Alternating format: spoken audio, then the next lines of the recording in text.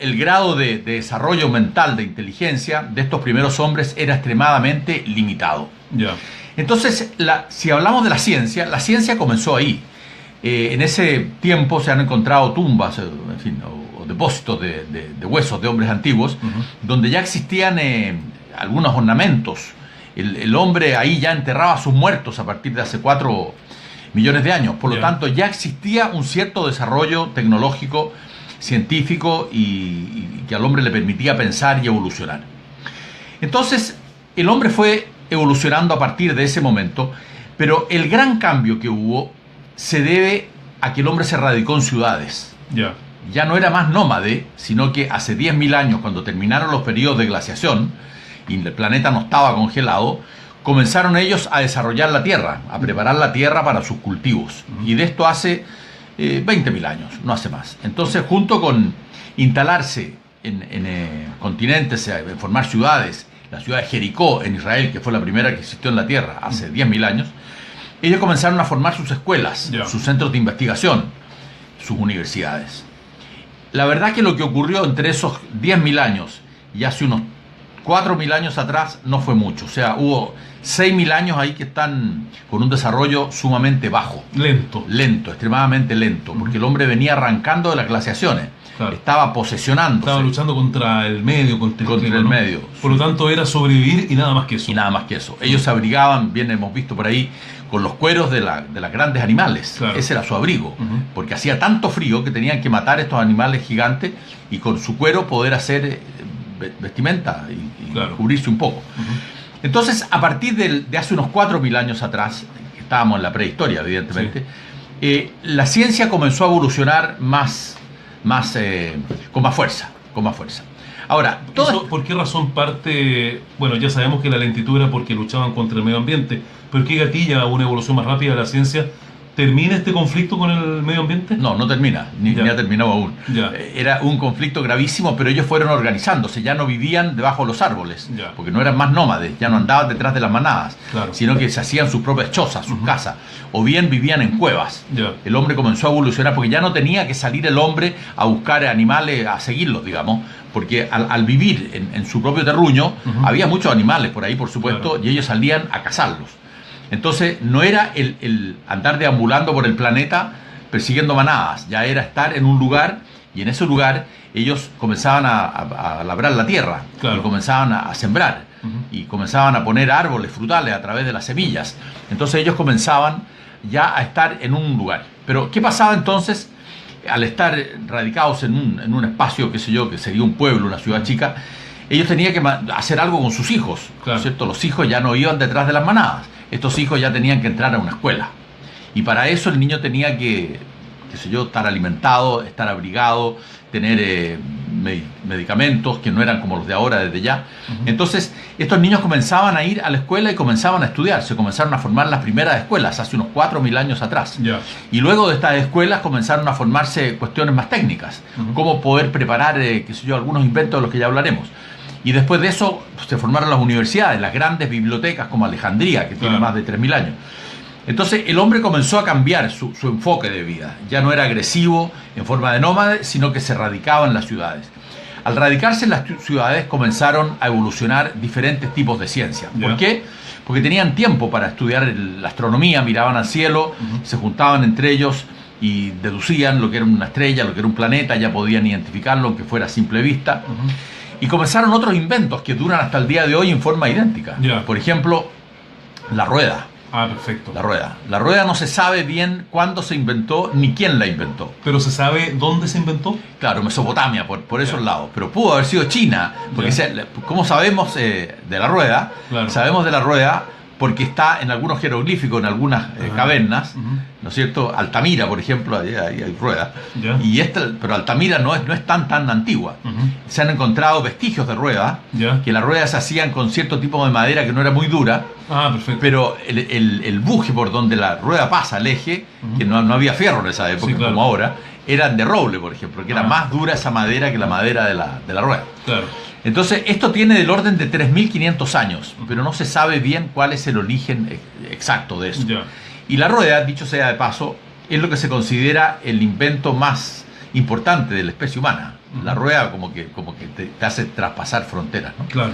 Ahora, hay por ahí pueblos que aún viven no en la prehistoria, pero no en un desarrollo muy grande, donde ellos mismos fabrican estos pueblos sus ruedas de lo que pueden. Claro. Y generalmente son de maderas duras, y eso los hace poder ser más eficiente el traslado de personas o de carga. Pero eran de madera las ruedas finalmente. Eran de madera, sí, claro. Y como lo siguen siendo hoy día, por lo demás, claro, hay muchas ruedas de madera, ¿no? La colonización americana se hizo en carreta, y esas carretas eran de ruedas de madera, no eran de fierro las ruedas, eran de madera. Entonces, ruedas de piedra no, entonces. Bueno, yo creo que en algún momento sí, claro, ¿no es cierto? Seguramente esto de la rueda, yo creo que no fue una elaboración de una rueda misma, sino que fue una roca que la fueron puliendo y la transformaron en redonda, y así podían trasladar maderos importantes para hacer sus chozas y pesos y estructuras importantes. Claro, eran con rollos de... Uno lo ve en Le Pascua eso cuando va. Cómo movían estos moai gigantescos, eran a través de estos rollos de roca o de madera, donde desplazaban por arriba de ellos los moai. Claro. Entonces, bueno, y así fue esto evolucionando. Pero si la rueda es un invento interesante, tenemos que decir también que hay otro capítulo en la vida del hombre que es no menos interesante, si es que no más, que es la escritura, que es el alfabeto. Cuando el hombre tenía que comunicarse, lo hacía a través de gemidos. Gemidos. Luego ellos se comunicaban a través de geoglíficos. Tú ponías en un papel, no sé, pues el sol significaba que estabas hablando del astro. Claro. Si dibujabas un caballo, significaba que te estabas refiriendo a un caballo. Sí, claro. Entonces, esos graznidos que pegaban estos hombres, más estos dibujos, hacían cierto tipo de comunicación entre unos y otros. Entonces, tampoco se sabe bien quién inventó la escritura. Por ahí dice que fueron los mayas, por ahí dice que fueron los incas, por ahí que los chinos, por ahí que en Mesopotamia, que había mucha cultura en lo que hoy día es Irak, ¿no es cierto? No se Pero tiene se habla de la escritura cuneiforme como lo más antiguo que se conoce. Como lo más antiguo que se conoce. Que eso justamente nació en Mesopotamia. En Mesopotamia, claro. De allá viene, pareciera, ¿no? Claro, parece. Uno no sabe las influencias que había entre un sector del mundo y otro. Hay que entender que no había manera de comunicarse más que personalmente, ya grito. ¿No? Entonces, bueno, esta escritura evidentemente fue desarrollándose. No te olvides que la piedra Rosetta, que permitió finalmente traducir los jeroglíficos, descubrimos Mr. Champollion. Champollion, exactamente. Claro. Y eso no fue hace mucho tiempo. Fue 1870 y algo. 200 años. Claro, si no es mucho, claro. Y por accidente de que un soldado, qué sé yo, francés, exactamente, andaba por el río Nilo, y ahí encontró esta cuestión que no entendía nada y se la llegó a su jefe. Claro. Y así fue evolucionando la humanidad, y por lo tanto, si la humanidad ya podía comunicarse, la ciencia tenía su espacio también para poder transmitir conocimientos de un lado al otro. Claro. Pero mira, cuando uno habla de esto, hay que ubicarse en el tiempo. En el siglo XV, a fines de la Edad Media, ¿no es cierto?, hubo una verdadera revolución que se llamó la Revolución Copernicana. ¿Te acuerdas? Sí. Donde Copérnico decía de que el universo no era lo que creían, que la Tierra no era el centro del universo ni el centro de nada, que simplemente la Tierra era un planeta que giraba alrededor de una estrella que era el Sol. Esto fue la peor herejía para la Iglesia de ese tiempo, ¿verdad? Lo obligaron a retractarse, so pena de perder la vida, ¿no? Claro, pasaron cosas de esas. Pero así como él afirmó eso, también afirmó de que por nuestro cuerpo habían canales de sangre, que son las venas, la arteria, que lo que también fue considerado una herejía por la Iglesia. Y entonces ¿Por qué proponía la Iglesia? No, que no era así, ellos tenían sus teorías, y en ese tiempo la ciencia era como impuesta. Yo, papa, digo esto, y tú más vale que digas lo mismo, porque si no lo vas a pasar mal. O yo soy, qué sé yo, discípulo de Aristóteles, Aristóteles dijo esto, y así que la cuestión es aquí nomás, es así. Entonces la Iglesia tenía un poder enorme, y en ese tiempo habían científicos que se les llamaba sabios. Aristóteles era uno de ellos, qué sé yo, tantos otros, ¿no?, que eran denominados como sabios. El mismo Da Vinci era un sabio, Miguel Ángel era otro sabio, y así. Entonces, estos sabios sabían de todo. Había un sabio como Aristóteles que era filósofo, era médico, era abogado, era astrónomo, era, en fin. En ese tiempo toda la sabiduría caía en una persona. Porque esa persona tenía serios conflictos para hacerla llegar al mundo. ¿Cómo la hacía llegar al mundo? A través de un documento escrito, que tenía que hacer miles de documentos escritos para que esa sabiduría llegara a otros. Y entonces, a partir de la invención de la imprenta, que fue Johannes Gutenberg. Claro, del siglo XVII. Sí. 17. Ahí comenzaron estos sabios a no ser tan sabios ya. Pero fue una revolución eso, claro, la invención de la imprenta. Absolutamente. Hubo muchas revoluciones en la historia de la ciencia en el planeta. Muchas revoluciones. A mí me parece que es una de las más importantes. Sí, por supuesto. La imprenta desde ya, sin lugar a duda, que eso te permitía comunicarte con todo el mundo. Ya habían barcos que recorrían el mundo de un lado a otro. Y los mensajes de los reyes iban por escrito y... Claro. Bien impreso, ¿no? Y bien impreso, exactamente. Entonces... la ciencia fue evolucionando en la medida que la propia ciencia fue inventando sus cosas. Hay un tema ahí que no es menor tampoco y que viene de siempre, o por lo menos de Aristóteles para adelante, de Platón, en fin, todos estos grandes pensadores que hubo, en el sentido de que la filosofía era un tema y la ciencia era otro tema. No se podían juntar. Por carriles distintos. Por carriles distintos. Cuando era un error, hoy día nos hemos dado cuenta que la filosofía colabora mucho con la ciencia y la ciencia colabora con la filosofía. Pero en ese tiempo, como la Iglesia tenía mucho poder, lo que decía la Iglesia era lo que era y punto. Y la Iglesia era parte del Estado. Los papas mandaban, los papas estaban sobre los emperadores y los reyes, los papas mandaban a la gente a la guerra. Un poder absoluto. Los papas decían gaste el dinero en esto y no en esto otro. Así era la cuestión. Claro. Entonces el papa decía esto es así y esto es la palabra de Dios y se acabó nomás. Entonces la ciencia comenzó a través del Renacimiento, a finales de la Edad Media, con Copérnico, con Galileo, con el descubrimiento de América, en fin. Comenzó a quitarle espacio a la ciencia. ¿Pero cómo le comenzó a quitar el espacio? A través de las observaciones. La ciencia observaba por qué cae una manzana de un árbol al suelo y la ciencia decía, esto debe tener una razón. Entonces aprendían los grandes pensadores como Isaac Newton con su gravitación universal. Antes de eso, caía nomás porque Dios quería que cayera. Los planetas orbitaban alrededor del Sol, ¿no es cierto? Como dijo Copérnico y después la afirmó Galileo, que como tú dices casi le costó la vida. Sí, claro. Porque Dios decía que orbitaran. Así era la cosa. O sea, no había otra razón. Pero entonces vinieron los grandes pensadores, Tycho Brahe, por ejemplo, uno de los grandes, que influenció mucho a un tal Kepler, y que Kepler publicó de que en realidad la Iglesia estaba equivocada y que las creencias de la época estaban equivocadas. Y como ya se estaba en el Renacimiento, uno era más libre de decir cosas que podrían no gustarle a la Iglesia y no te hacían mucho. Claro. Entonces, la revolución copernicana comienza con Copérnico, ¿no es cierto? Que fue un monje polaco, que descubrió de que la Tierra orbitaba alrededor del Sol y que no era el centro de ningún universo ni el centro de nada. Entonces, este caballero marcó una época. En realidad, él lo escribió, pero le amenazaron que si publicaba algo iba derechito a la hoguera, porque eso era una herejía imperdonable. Y no lo hizo. Por lo tanto, su escritura póstuma, su publicación póstuma de aquel libro, abrió los ojos de Galileo Galilei. Galileo Galilei vivió bastante después que Copérnico. Y este Galileo Galilei tan convencido ya estaba abriéndose un poco el campo tecnológico, desprendiéndolo de la Iglesia, que él se atrevió a decirlo. Y dijo, mire mi amigo, esta cosa no es así. Y lo llamaron el Papa, en fin, uno que lo perdonó incluso. Y nuevamente pasó lo mismo. Nuevamente pasó lo mismo. ¿Cómo se llamaba este Papa? Benedicto. Entonces lo llamó a un lado y le dijo, mire mi amigo, yo lo quiero mucho a usted, no insista en esto, retráctese. Y él dijo que no se retractaba. Pero Galileo Galilei era un hombre muy simpático, que gozaba de la simpatía del pueblo, y ya estábamos comenzando el Renacimiento, o sea, no era tan estricto esto de los juzgados de la Iglesia, los juicios de la Iglesia a través de la Inquisición, que era terrible. Y él no se contradijo. Entonces lo condenaron a muerte nomás.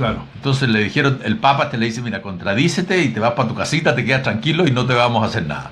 Y efectivamente se contradijo Galileo. Y bueno, de la tristeza dice que murió en su casa, porque lo recluyeron ahí los 8 años después que vivió y finalmente murió. Pero lo curioso de esto, creo que lo dije por acá, es que a Galileo lo condenaron a muerte y digamos, a muerte nomás. Entonces después le dijeron, te perdonamos la muerte por prisión permanente. Él aceptó eso y un juzgado, hace 30 años atrás, un juzgado italiano, retractó la sentencia. 300 años después que había muerto Galileo. Aunque este Papa Benedicto lo perdonó, pero bajo el punto de vista de la Iglesia, no de los tribunales, ¿no?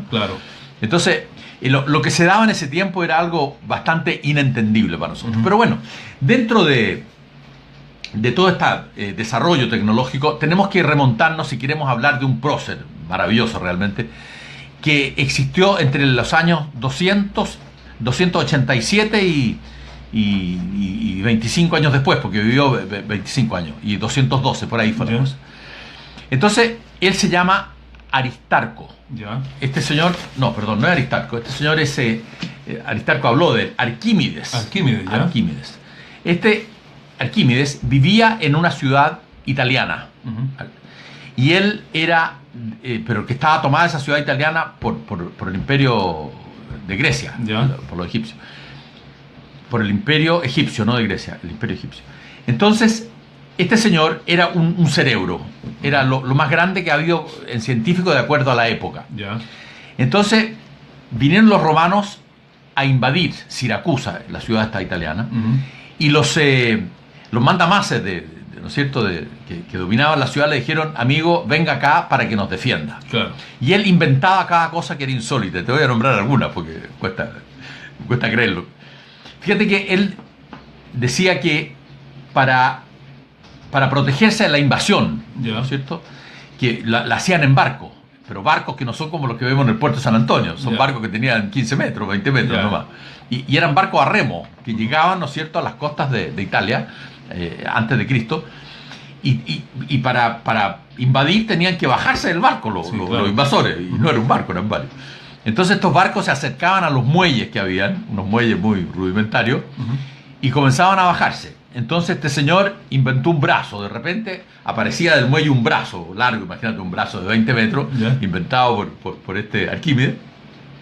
Y este brazo enganchaba el barco, que estaba a 2 o 3 metros del muelle, lo enganchaba y comenzaba el brazo, que era como una grúa, a través de palancas y poleas, y él comenzaba a levantar el barco de adelante. Y el barco comenzaba a echarle el agua por atrás, y el barco se hundía. Con todos sus navegantes adentro, y ahí me imagino que los mataban a todos. Claro. Entonces, después había que sacar el barco para afuera, porque el barco era algo interesante. Sí. Entonces él inventaba poleas de esas que nadie se le ocurrían, y lograba sacar un barco de algunas toneladas, me imagino que pesaba, y recuperaban el barco del enemigo y lo hacían propio. Claro. Entonces habían barcos que no se acercaban tanto, porque temían de este brazo que había inventado Arquímedes, y se ponían un poco más lejitos. Entonces este Arquímedes inventó un tema de rayos de sol, ¿no es cierto?, con espejos. Pero no eran espejos porque no existían los espejos como lo conocemos hoy. Eran espejos que hacía con láminas de plata y láminas de cobre. Perfecto. Entonces ponía 100 o 200 espejos en la costa, de tal forma que todos esos espejos mandaran sus rayos al barco. A un puro punto. A un puro punto, o casi un puro punto, exactamente. Y este barco se comenzaba a calentar y el barco se quemaba. Se quemaba, claro. Uno piensa esto y dice: no puede ser, debe ser historia. Pero hay muchos de estos descubrimientos que hoy día se hacen, emulando lo que ocurrió en la época, y efectivamente este hombre lo hizo así. Y era algo que existía. Y esta tecnología después, me imagino yo, que pasó a otros, ¿no? Sí, claro. Entonces, estos invasores, que eran los romanos, le habían dicho a sus soldados que querían a este Arquímedes de vuelta, no lo querían muerto, porque era un tipo demasiado inteligente, y tal cual hicieron los rusos y los americanos con los cerebros alemanes después de la guerra. Ellos querían llevárselo de vuelta, ¿no es cierto?, para que trabajara para ellos. Pero el hombre era de mal genio, parece, y un soldadito se le acercó para decirle: vamos con mi jefe, y le dijo que no iba a ninguna parte, y el soldadito le clavó una espada y hasta ahí llegó Arquímedes y su historia, ¿no? Arquímedes y su historia. Entonces, Arquímedes hizo otras cosas. Por ejemplo, tú has visto como qué sé yo, sacan el trigo de un barco, el trigo de un barco, como sacan el carbón de un camión, es con unos tornillos. Es como un cilindro que adentro tiene un tornillo sin fin. El tornillo sin fin. Eso lo inventó él. Él inventó este tornillo sin fin y le da unas aplicaciones prácticas. Por lo tanto, los que trabajaban con este hombre, con Arquímedes, tenían un grado tecnológico mayor que el enemigo. Y en ese tiempo, para vencer al enemigo, necesitaba ingenio. Si eras menos que el enemigo, necesitaba alguien que te ayudara. Entonces, cuando venían estos invasores a Siracusa, y veían que aparecía alguna rareza por ahí, una polea o el brazo de este, que se yo, temblaban, porque decían: estamos frente a este genio de nuevo. Y este hombre entonces marcó una época en el desarrollo de la ciencia, diría yo, fue el más grande de los primeros. Esto estaba en plena antigüedad. Los científicos que veremos en otros programas ya no están tan en la plena antigüedad, sino este es el mayor de todos. Claro. Él, por ejemplo, inventó la bomba de agua. La primera bomba de agua la hizo Arquímedes. Y era un tornillo, igual como lo vemos, y como lo vemos en los campos. Yo, como recorro muchos campos por ahí, a veces me encuentro con estas cosas. Y es un tornillo sin fin dentro de una camisa que es un pedazo de un tubo. Va girando el tornillo y va tomando el agua de un estero y la puede elevar 20 o 30 metros de altura. Claro. Hoy día lo hacen con una bomba, con un motor eléctrico, ¿no es cierto? Sí, pero en ese tiempo lo hacían todo a mano. Claro. Los barcos, por ejemplo, que no eran muy sellados, hacían mucha agua, al barco se le metía el agua por todos lados. Entonces él ponía estos tornillos y le sacaba el agua. Tenía que haber un compadre ahí que estuviera moviéndolo, pero así sacaban el agua. En vez de que fuera con un balde, porque sacar el agua de 5 metros de profundidad con un balde necesita 2 personas, en fin, toda una ayuda. Bueno, estamos hasta ahora conversando con el profesor Juan Campino, director del Parque de la Ciencia. Se nos fue el tiempo, profesor, pero nos queda el tema para la próxima semana de seguir hablando de la historia de la ciencia. Mi última pregunta era esta pregunta así como para saber, a su juicio, ¿cuál es el invento más importante en la historia? En la historia, bueno, es una pregunta que da para pensar un poco, pero hablando de lo que decíamos recién, yo creo que han habido 2 inventos gravitantes. Uno, la rueda, que lo encuentro genial, realmente genial. No hay que olvidarse que la rueda existe hace pocos años y el hombre tiene en la Tierra 4 millones. O sea, pocos años, digo, 3.000 años. Y el hombre tiene millones. O sea, en millones de años al hombre no se le ocurrió inventar una rueda. Trabajar sin la rueda, digamos. Claro, sí. Y otra, y me acopla a la opinión de algunas estadísticas que le dio por ahí, la fotocopiadora. Sí, la fotocopiadora fue el invento mayor del siglo XX, el que ganó el premio. Y la fotocopiadora, por Dios, que nos permite hacer más cosas, ¿no? Pero en general, en los próximos programas, si me lo permite, vamos a hablar de otras cosas, como la electricidad, por ejemplo. ¿Cómo fue esto de que se aparecieron las ampolletas, por ejemplo? ¿De dónde salió la ampolleta? Yo hago clases en los colegios de y lo tengo fresquito, ¿no? Pero han habido aportes importantes de Newton, de Einstein, de qué sé yo, tantos otros. Edison, por ejemplo. Edison, sí, claro, la ampolleta de Edison, claro está. Y la radio, Marconi. Marconi, Hawking. Entonces, toda esta gente que aporta al desarrollo moderno, tenemos que entender de que no entendemos mucho, porque entender la corriente ya se nos complica el tema, ¿no? La corriente se inventó hace 200 años. Por lo tanto, hay que explicarlo en fácil. Entonces, una de las cosas que yo hago cuando hago clase por ahí es explicar todas estas cuestiones que son medias enredadas, pero explicarlas en fácil. Y eso es lo que vamos a hacer acá y hablar un poco de la vida de estos próceres, que es interesante también. Bien, pues profesor, le agradezco mucho, como cada semana, que nos hable de estos temas, y la próxima seguimos hablando más de la historia de la ciencia. Muchas gracias, Luis. Profesor Juan Campino, director del Parque de la Ciencia, está ahora acá en Chilena FM 101.3. ¿Cómo salió?